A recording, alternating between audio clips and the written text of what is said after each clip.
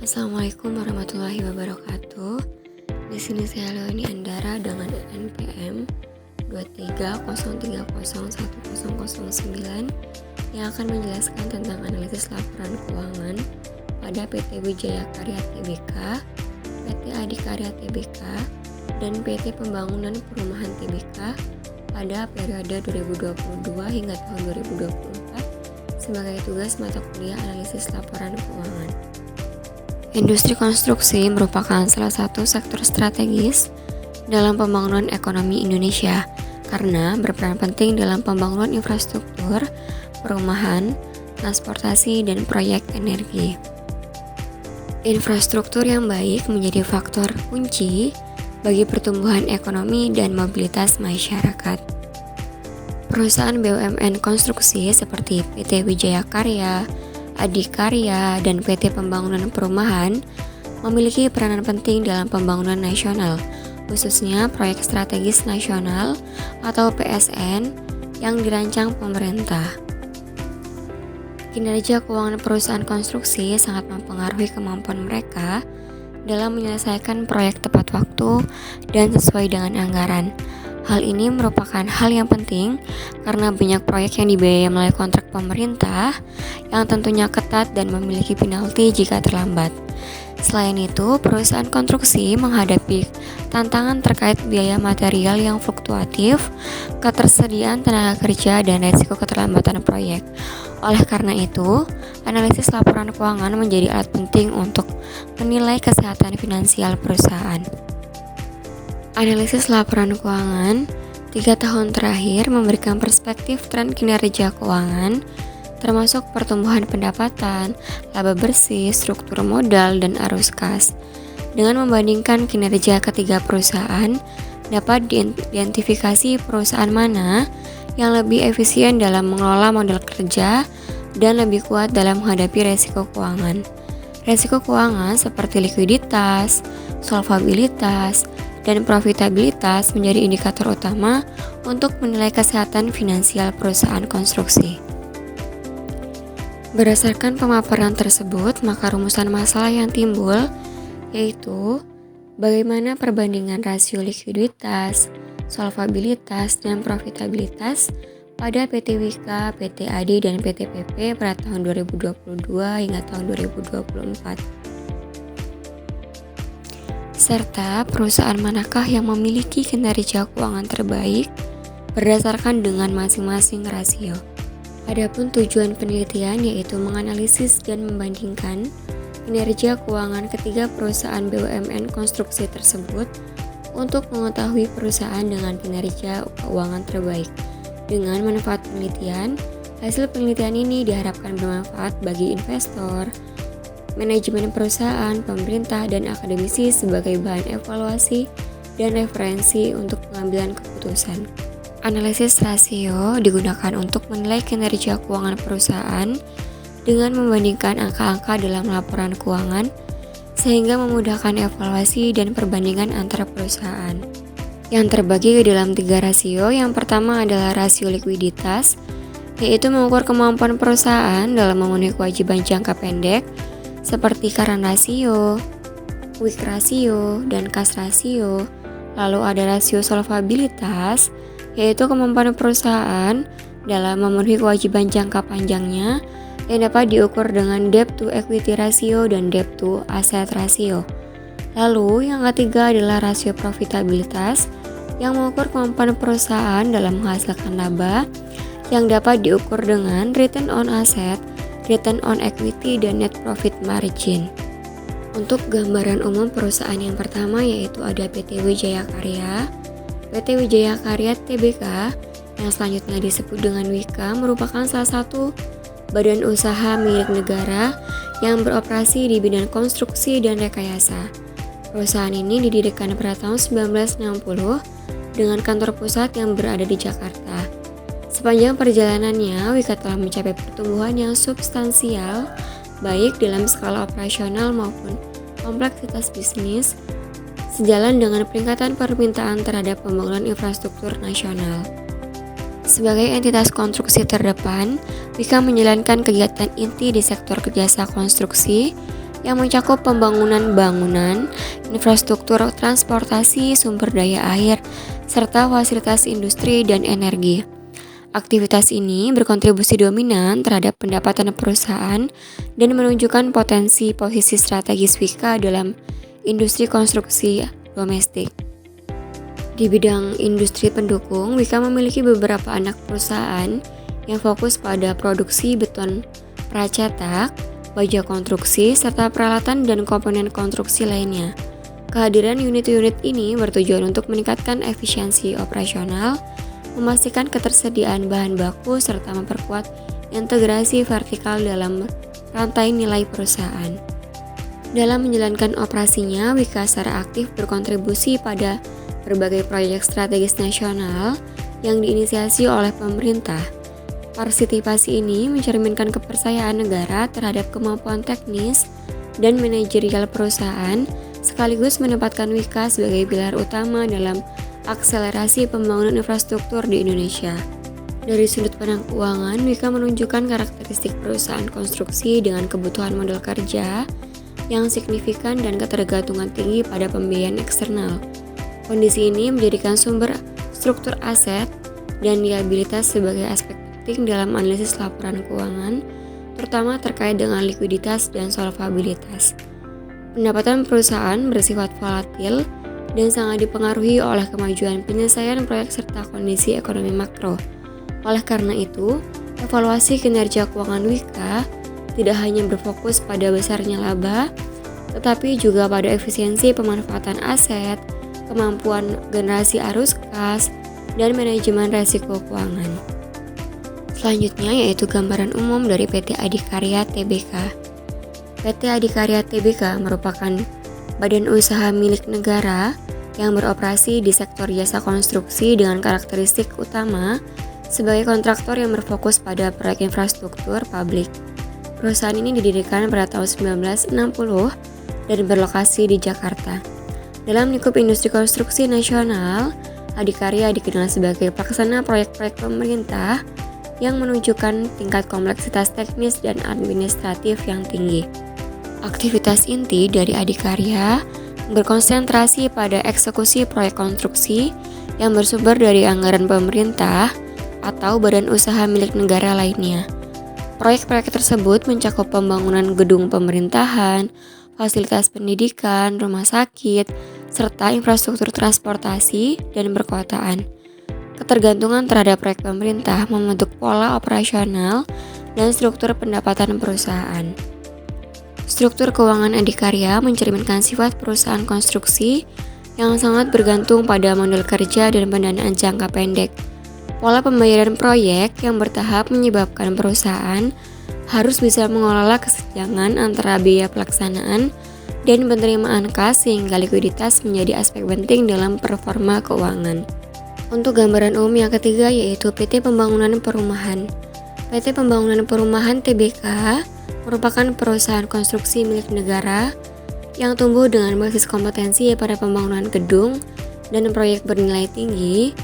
Sejak awal pendiriannya pada tahun 1961, perusahaan ini dikembangkan untuk menangani pekerjaan konstruksi yang menuntut ketelitian teknis, ketepatan mutu, serta standar keselamatan yang tinggi. PT PP terlibat dalam berbagai proyek konstruksi besar di seluruh Indonesia, termasuk yang pertama ada pembangunan perumahan, mengembangkan kawasan hunian di berbagai kota besar seperti Jakarta, Surabaya, dan Bali. Lalu di bidang infrastruktur, mengerjakan proyek infrastruktur penting, termasuk jalan, jembatan, dan fasilitas publik lainnya. Dan di bidang energi, mengembangkan proyek-proyek di sektor energi, termasuk pembangkit listrik dan infrastruktur terkait. Karakteristik keuangan PT PP sangat dipengaruhi oleh jenis proyek yang ditangani yang memerlukan perencanaan biaya yang presisi. Kesalahan estimasi dapat berdampak langsung pada profitabilitas, sehingga pengelolaan biaya menjadi isu utama dalam kinerja keuangan perusahaan. Pendapatan perusahaan cenderung dipengaruhi oleh progres fisik proyek dan pencapaian milestone kontraktual. Oleh karena itu, evaluasi kinerja keuangan PT PP memerlukan analisis laporan keuangan. Nah, selanjutnya di sini disajikan data laporan posisi keuangan tahun 2022 hingga tahun 2024 dari PT Wijaya Karya Tbk. Data pendukung ini nantinya digunakan untuk menghitung dari berbagai jenis rasio tersebut. Lalu selanjutnya data dari laporan posisi keuangan dari PT Adi Karya Tbk. Dan selanjutnya yaitu data dari posisi keuangan PT PP tahun 2022 hingga tahun 2024. Selain dari adanya laporan posisi keuangan, kita juga membutuhkan data dari laporan laba rugi dari ketiga perusahaan tersebut. Untuk perhitungan yang pertama itu adalah rasio likuiditas dari current ratio.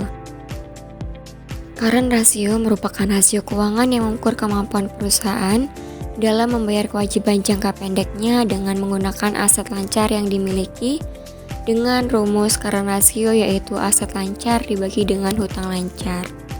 Nah, pada tabel tersebut disajikan hasil-hasil dari current ratio dari masing-masing perusahaan. Untuk interpretasinya, PT PP menunjukkan seluruh periode nilainya itu di atas 1 yang menunjukkan kondisi likuiditas yang sangat baik. Pada tahun 2024 mengalami peningkatan signifikan menandakan pengelolaan aktiva lancar, semakin efektif dan margin keamanan terhadap utang semakin besar. PT PP menunjukkan dengan kinerja likuiditas yang paling baik dan yang paling sehat.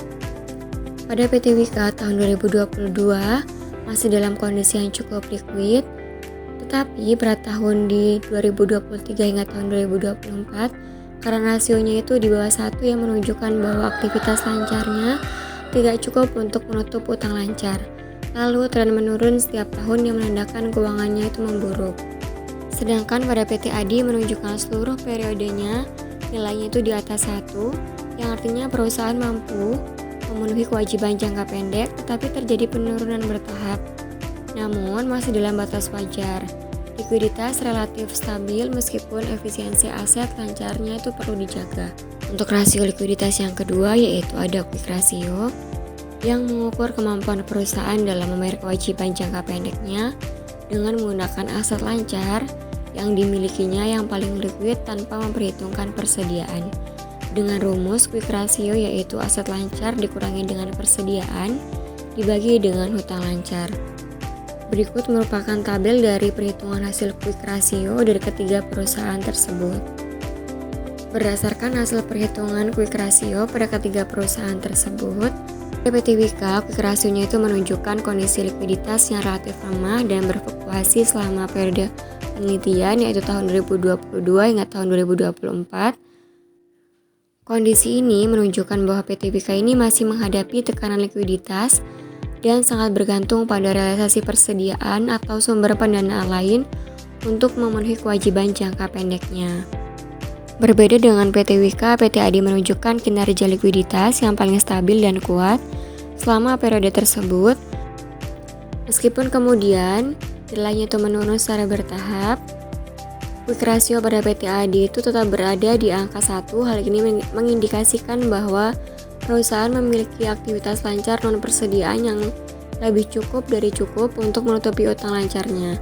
Dengan demikian, PT Adi berada dalam kondisi likuid yang masih aman dan memiliki rasio likuiditas jangka pendek yang relatif rendah. Sementara itu, pada PT PP yang menunjukkan quick ratio yang berada di bawah angka 1 selama 3 tahun berturut-turut. Nah, kondisi ini menandakan bahwa PT PP belum sepenuhnya mampu menutupi kewajiban jangka pendeknya hanya dengan aktivitas lancar paling likuid. Namun peningkatan quick ratio pada tahun 2024 menunjukkan adanya perbaikan pengelolaan aset lancar non persediaan meskipun tingkat likuiditasnya masih tergolong kurang aman dibandingkan dengan PT Adi. Berdasarkan perbandingan ketiga perusahaan tersebut dapat disimpulkan bahwa PT Adi merupakan perusahaan dengan kinerja likuiditas terbaik berdasarkan pada quick ratio tahun 2022 hingga tahun 2024. Untuk rasio likuiditas yang terakhir adalah cash ratio yang mengukur kemampuan perusahaan dalam membayar kewajiban jangka pendeknya dengan menggunakan kas dan setara kas. Dengan rumus cash ratio yaitu kas ditambah setara kas dibagi dengan hutang lancar. Berikut disajikan hasil analisis cash ratio dalam tabel tersebut dari 3 perusahaan. Selanjutnya untuk interpretasinya yaitu pada PTWK menunjukkan kas rasionya yang masih relatif rendah dan berfluktuasi. Pada tahun 2024 kas rasionya itu meningkat menjadi 0,18, menunjukkan adanya perbaikan posisi kas. Meskipun demikian, seluruh nilai kas rasio PTWK masih berada jauh di bawah angka 1 sehingga perusahaan belum mampu memenuhi kewajiban jangka pendeknya hanya dengan kas yang tersedia. Sementara pada PT ADI menunjukkan kas rasio yang relatif stabil pada tahun 2022 dan di tahun 2023 meskipun mengalami penurunan di tahun 2024. Penurunan ini mengindikasikan berkurangnya kas dan setara kas dibandingkan dengan utang lancar. Walaupun demikian, tingkat kas rasio PT ADI masih mencerminkan kemampuan kas yang cukup dibandingkan dengan PTWK. Adapun PT PP memiliki kas rasio tertinggi di antara ketiga perusahaan. Nilai ini menunjukkan bahwa PT PP mengalami cadangan kas yang lebih kuat dibandingkan dari PTWK dan PT ADI dalam menutupi kewajiban jangka pendeknya. Meskipun kas rasio PT PP juga masih di bawah angka ideal, posisinya relatif paling baik dan stabil.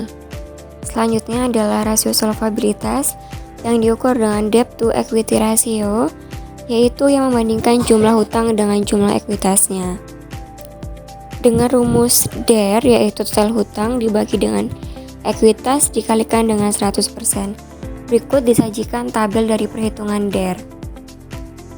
Berdasarkan perbandingan tersebut dapat disimpulkan bahwa PT PP merupakan perusahaan dengan kinerja solvabilitas terbaik berdasarkan dengan debt to equity pada tahun 2022 hingga tahun 2024.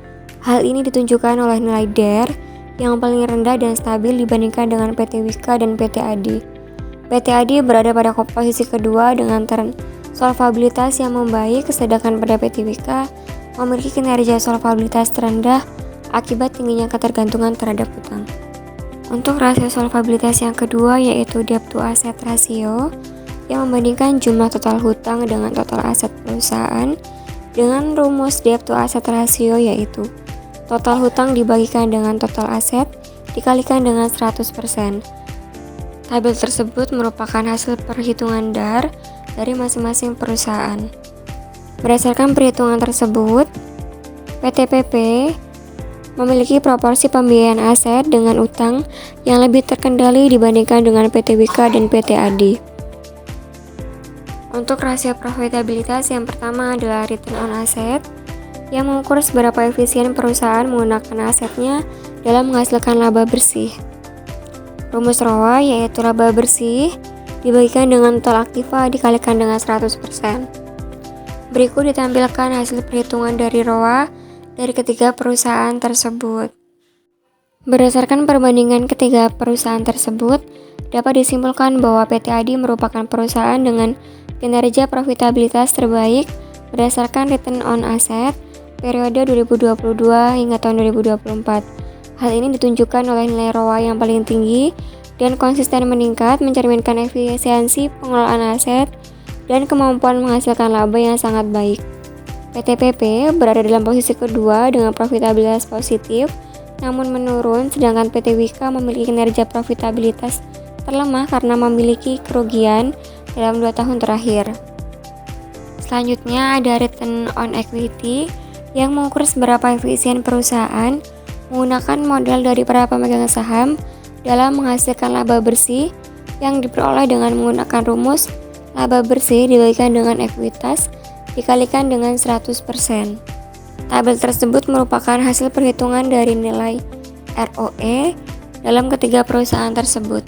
Berdasarkan perbandingan ketiga perusahaan tersebut, dapat disimpulkan bahwa PT ADI merupakan perusahaan dengan kinerja profitabilitas terbaik berdasarkan return on equity tahun 2022 hingga tahun 2024. Hal ini menunjukkan bahwa nilai ROE-nya itu paling tinggi dan meningkat secara konsisten.